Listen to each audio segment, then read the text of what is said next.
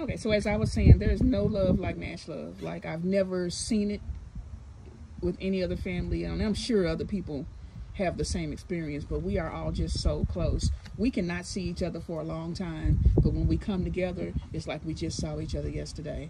And we used to have family get-togethers all the time. We used to do things all the time, but as we got older, as the grandkids got older, I think that kind of stopped. And so we should really do that, get that back together. Just, I don't know, once a year at least, just have a potluck dinner or just something.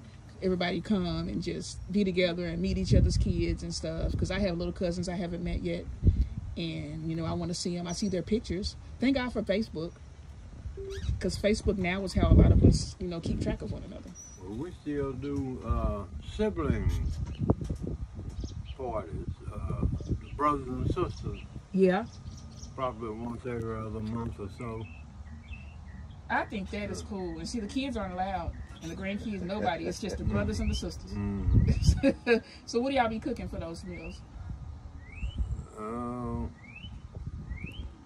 Some of everything. Yeah. It's just whoever was cooking and decide what to do. Yeah. So tell me about, did you know your grandfather? Was he still alive when you were born? Mama's grandfather was living. You don't need to talk to your Uncle Eddie about that, because I remember him slightly, and my father's father I don't remember. I never saw him, but young Eddie maybe. Now, Uncle Eddie, do you remember Daddy Nate's father? No. He was dead before I was born. Yeah. And you were born in what year? 41. 41. So you're a child of the 40s and the 50s. Huh? So you were actually growing up in the 40s, to where you could remember what things were like in the 40s. Back then, was that little corner store there with the man that sold the candy? Was it there in the 40s? On the corner? I think it was on the corner. That's what I remember. Brick place? I think so. Yeah, well, it's been there ever since Cannons. Yeah, it's been there ever since I can remember. Yeah, I remember Daddy used to walk me down there, and we used to get necklace candy. Next, just sticky from eating that candy off the necklace. And he was always just such a nice man. So nice to me. I remember that. And Miss Waters had a little store. Yeah. 2 houses west of us. That was a store. So she was kind of like the candy lady in the neighborhood. I guess so. Yeah. So you guys were on Latimer Court. But now young Eddie does remember your Mama Ruth daddy. Oh, really? Yeah. You remember Mama Ruth? So what was his name? His name was Donia Dean. Donia Dean. Yeah, everybody called him John Dean. Uh-huh. And his son Walter, a few years back, didn't know that his name was Donia. Oh, wow. Yeah, he thought it was John all those years. Because that's what everybody called him. Yeah. So was he... By his son, you mean Uncle Walter, yeah. So was... I know that Uncle Walter wasn't born during the time of the race massacre, 1921. No. But Mama Ruth was 5, 6 years old when that happened. Her mother was there. I never really heard anything about her dad being there. I just remember that she was, I guess a cousin was supposed to come and take them to Muskogee. Her and her mom and Uncle Herman. Probably Ain't it? Okay. And so when they were all in the car, I guess, and these men came up to the car with guns, and one of them had a bayonet, and Mama Ruth jumped out of the car and ran because she was so scared. Did she ever really tell you guys or talk to you guys about her experience in that race massacre? I don't remember much about that. Yeah. Did she ever talk to you about it, Daddy? Well, I wish I'd asked more questions. Yeah. And I think, I'm not sure where I heard the story about her finding herself amongst a group of white men with guns. Yeah. And she was only 6 years old. Now, I don't know who told me that, whether Mama told me or who told me that story, but that is a true story. Yeah. And she is on the survival wall at the cultural center. Yes. But I do remember a lot of stories that she told me. Your daddy Nate and your Mama Ruth told evidently different stories to each one of us. Not the same story, but I have some stories that your Daddy Nate told me and that your Mama Ruth told me. Yeah. So was Daddy Nate in Tulsa at that time? I don't think so. No, they stayed in, what was that town? Meridian? Okay. Yeah. Okay. So Mama's mother was living when I was born. Okay. Which I think I wasn't a year old before she died, so I don't have any memory of her. Okay. Now, 1941, that's not too far from 1921. That's only 20 years. Yeah. What was Greenwood like when you were a kid, 20 years later, after it had been, demolished? Well, actually, I didn't know nothing about that. And I hear people talk, and from what I was hearing back then, black people raised a lot of hell, But evidently, I don't know why I was hearing a story that wasn't nowhere near what was going on. Yeah. We were supposed to have been winning and kicking ass and taking names, but that wasn't the way it was. Right. And a lot of black lives were lost, and they said it was only a couple, but it was hundreds. Yeah. Joseph, my brother-in-law, was working at a place, and there was a train sitting outside his place of employment. I believe it was Tech 2 downtown. It was near the train tracks. And Joseph was telling me that it was rumored that this train actually carried the bodies of, our black people who had been killed in the race riot. They had just threw them, on the train, and I guess took them to wherever they was gonna mass grave them. I don't know what the deal was, but he told me that no one would go near this train. Nobody would go near this train. Nobody would touch it. People were scared of this train. They didn't like the way they felt when they were near it. Even homeless people, they would not go near this train. I'd like to see that train. It's no longer there. I think it's in a museum somewhere. I don't know. I thought I saw it one day, and I was like, I'm not approaching that train. If I see it, I'm going to go up in that train. I decided that I wanted to go to that train. Yeah. And Joseph said, I'm going to go with you because I don't want you to get hurt or anything. It might be somebody out there. I said, okay. So I went to the train, and the closer I got to that train, the harder it was for me to breathe. I could not breathe, and I just felt some kind of turmoil inside of me. And I walked up to the train very close, and I was just like, is this, thinking, is this my imagination? I really feel short of breath. I can't breathe. And I reached out to touch the train, and something inside of me said, don't touch that train. So I pulled my hand back, and Joseph wasn't anywhere near the train. He was just standing watching me. I put my hand out to touch the train again. Something inside of me said, don't touch this train. I didn't touch the train. And I turned around, and I just walked really, really fast towards Joseph. And I got to him, and I just stared at him, and he said, it takes your breath away, doesn't it? And I was like, it's not just me. And he said, no.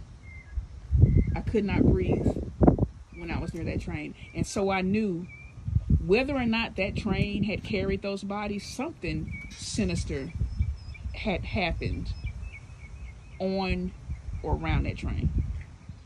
God knew it in my spirit. So it's just really, I don't know, it's really devastating to think that we were such a thriving community. We had everything we needed. We had everything that we needed, and then, it was just gone.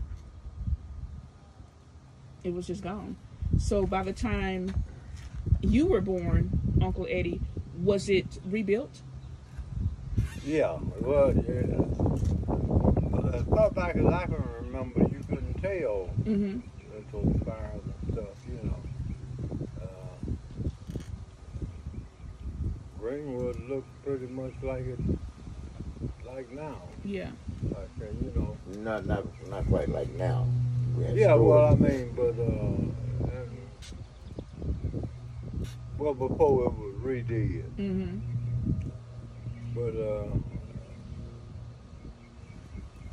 there was offices when I was in high school. There was offices downtown, you know, in that area, clubs and pool halls. Oklahoma Eagle was down there. Grocery stores. Huh? Grocery stores too. Yeah. So the black community really had everything they needed. There were like a movie theater. Was there a movie theater? Out north? Some movie theater. Yeah. Yeah. So it's kind of like it was a community that had everything they needed. The white people didn't want us on their side of town, so we built everything that we needed on our side of town. We didn't have to go to them for anything, and they didn't like that. And your mom Ruth said at 3 o'clock in the morning and all of that. She was a little kid then, but people were just milling around. You know, they were there. It was like you say what New York would be, just people out. Yeah. When I was a kid, you'd have to stand on the corner for a long time just to be able to cross the street. And that was long after the race massacre. And cars, you just had to wait to get across the street. Yeah. And so it's not like Times Square. Well, it wasn't like that. It wasn't anything like it was before the massacre. But still, it was a thoroughfare that a lot of people used, and the traffic was heavy. Yeah. Even then, they had the Booker T. Washington what do you call it? Homecoming parade there every year. Too. Yeah. And that was a big thing. Yeah, they used to have a parade before every football game. Is that right? Before every football game? Oh, that's cool. Yeah. That was being played here in Tulsa. Maybe one day went out of town. No, that's nice. Did y'all have a winning football team back then? Oh, Booker T has had some hell of a team. Yeah. Now, when I was in school, winning was a word that they didn't teach. Yeah. Nobody knew what winning was. It's football. Oh, they didn't win very many. No. Now, you went to Booker T. And what year did you come out? 1960. 1960. Class of 1960, BTW Hornet. And then, Daddy, you are class of? 1967. Okay. And most of you all went to Booker T, but I know that Aunt Dolores went to a Catholic school. Well, we all went to a Catholic school down to me. From everybody down to the 8th child. For at least a couple of 3 years. And, but, and your Aunt Pat didn't go, but your Aunt Pat finished from Booker T. Washington just like the rest of us, and then your Uncle Delbert, your Uncle Darrell, and your Aunt Nadine finished from Central downtown. Tulsa Central, okay, and that's when Central was downtown. Yes. Tulsa, which is now, I think, what, PSO or something? It's one of them. Yeah. So...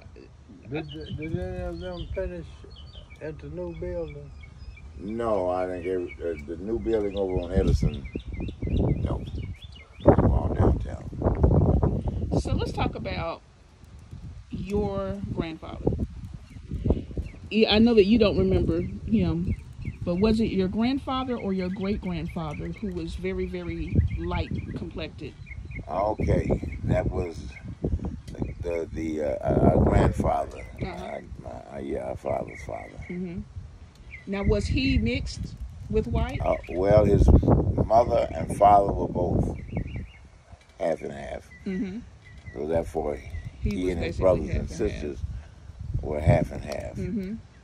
And here's a story that my father told me about his father. he was walking home from work one night, and two white policemen stopped him. And, hey, fella, what are you doing on this side of town? And he told them he's going home to his family. So they found out who he was and what he was. As far as they're concerned, he was a nigger. Yeah. And so they took him home. Beat him up real bad and took him home and threw him on the porch. Oh, my God. This is what my father told me. He also told me that when we passed the railroad tracks going north, or either coming south, over there by the McDonald's at Pine and Peoria, that he could always imagine if he was going to ever see his father again, it would be coming down those tracks. Yeah. From work. And as he remembered that as a child. Yeah. So he would watch his father come down the tracks from work. Yeah, evidently that's what it was. Yeah. Because he could, if he ever see him again, it would be there. Yeah. Just east of Peoria on the railroad track. Yeah. And so he would just be walking home, minding his own business. Yeah. And these policemen decided to just beat him up because he was black. Yeah. See, they thought he was a white man. And that's probably what really made him mad. They probably thought he was trying to pass at some point. No. He told them who he was. He told them who he was? Yeah, Okay. and you know, evidently he told them, because I don't know if he told them, but I do know this. I never heard of him trying to pass as white. Yeah, good. So evidently they found out he was black, and then they took him home. Wow. It's good they didn't kill him, but they did throw him on the porch. Wow. That's crazy. That's just crazy. That's America. These things happen in America, and people feel like we should just get over it. We can't get over it because this shit is still happening. Now,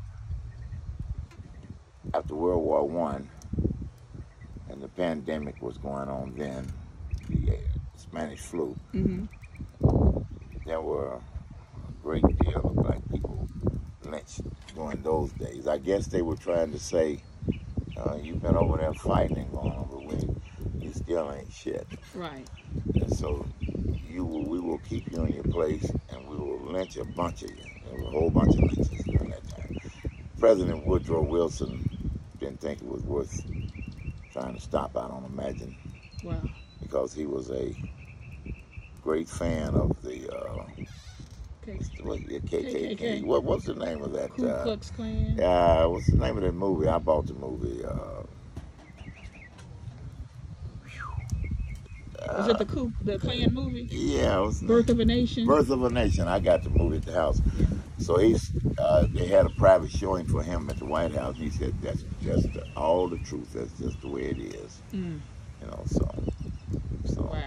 Didn't have a chance back then anyway. You know, that's so funny. It reminds me of Trump as far as when he was elected.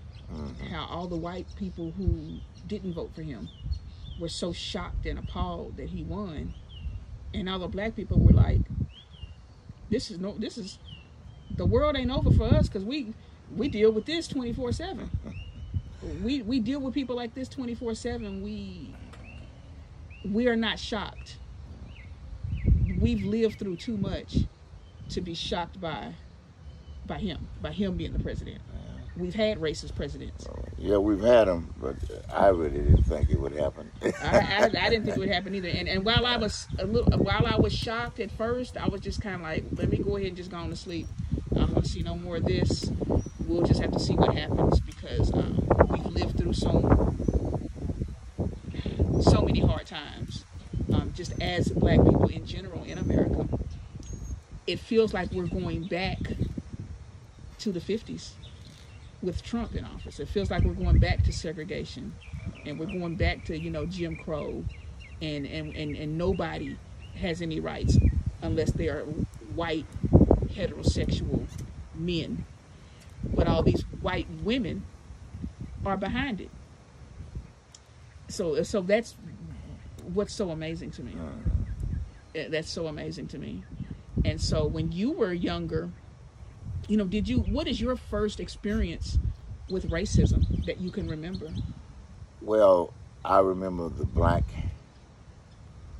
and colored and the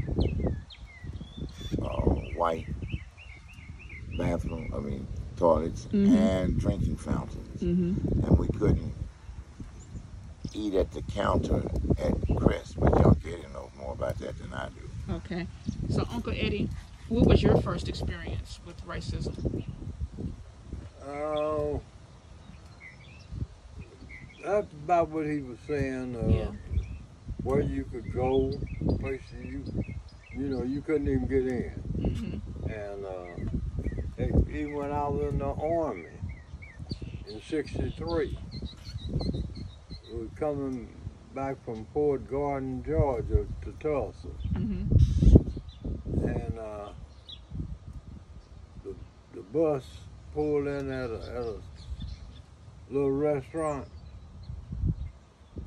and say, black people, you got to go around the back to eat. So I didn't eat meat. And you were sitting here in a uniform. Yeah. For America. Right. And you can't even walk in the front door of a restaurant where people who aren't even serving are eating. Yeah, that's disgusting. And like what Daddy said about, black men going over and fighting in World War I, World War II, Vietnam, coming back and being treated like garbage. I just went and fought for my country, and I'm making less than the white soldiers. Yeah. And then I come home and I'm getting lynched, treated like garbage, and I can't even walk in the front door. Wow. So I can tell y'all my first experience with racism that I remember. And I don't know if you remember this, Daddy, but we were at a laundromat near 51st and Peoria, I believe. North? No, south. Okay. And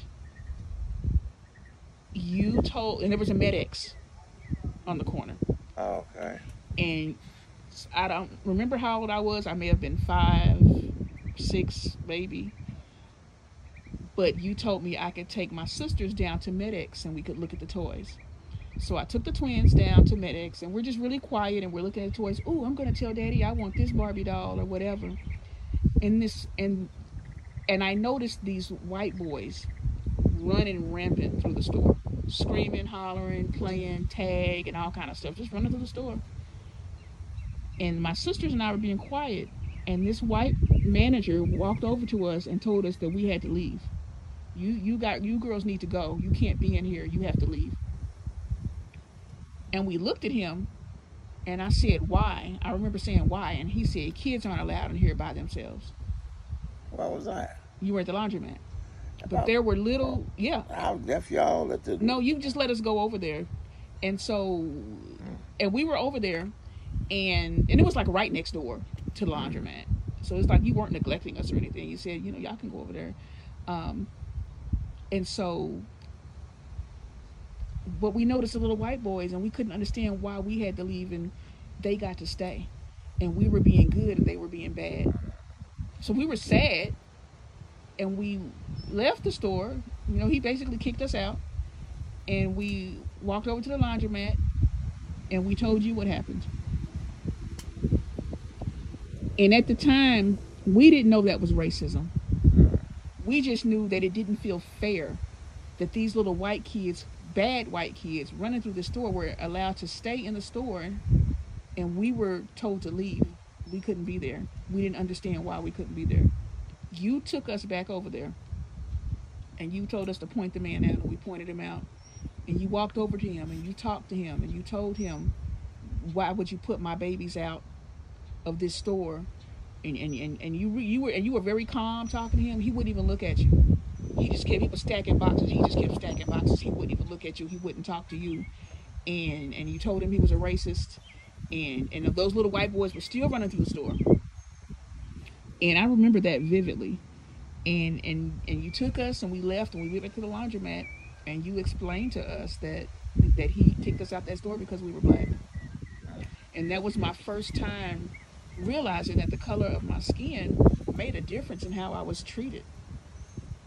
And so it made me sad, because I'm a good girl. Why can't I be there?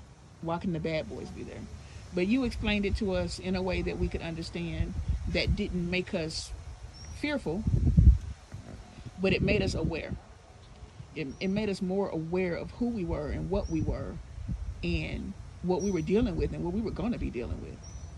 And so you always talked openly about race relations with us. And that's something that I do appreciate. You didn't just raise us and not tell us what was going on in the world. You know, so that's one thing that I just thank you for. Well, and you stood up for us. You're welcome, Bookie. You stood up for us. So, I don't know. I like doing this. Well, I'm glad you interviewed me and your uncle. Yeah. So we're going to sign off. Again, this is my daddy, Albert Nash, and this is my uncle, Eddie, who when I was a little girl used to always call me a little monkey. And he would say, "Hey, you little monkeys," and we would climb all over him like little monkeys. And we loved when Uncle Eddie came over. Some nieces I call them Reese's. Yeah, Jack is. Yeah. Wait, was it Jackie's daughter? Jackie's Was it grandkids? grandkids. Yeah, Jackie's. Oh, yeah. Dolores' great grandkids. Mm-hmm. Yeah. Yeah, well, Uncle Eddie was good for that. Hey, you little monkeys. My favorite picture in the world of you, Uncle Eddie. There was a day that we were at Aunt Evelyn's house and we were painting Aunt Evelyn's house. I remember y'all let me paint like a little brick on her house. And you were sitting on the porch holding one of the twins, and the baby was just asleep, sound asleep, and you were just cradling her and just sitting there. And that is my favorite picture of you. And I can't remember which twin it is. I'm thinking it was Deanna. Yeah, Deanna maybe. But she was just sound asleep on you because we just loved you so much. It was at night, I believe it was. Because we would climb on you all the time. And I don't know if I took that picture. Yeah. I wish I could find that picture because that's just a beautiful picture. But you're holding her and you're just holding her and she's just comfortable and she's just safe in your arms.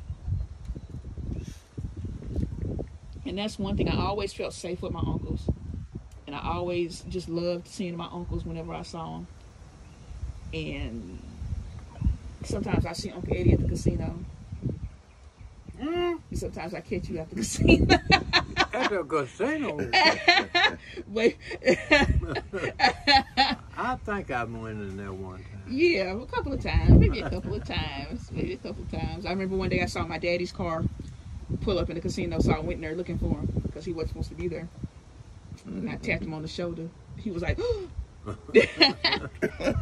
where you come from? Well, okay, we are going to sign off. Daddy, say bye-bye. Good night, y'all. Uncle Eddie, say goodbye. Goodbye, you all.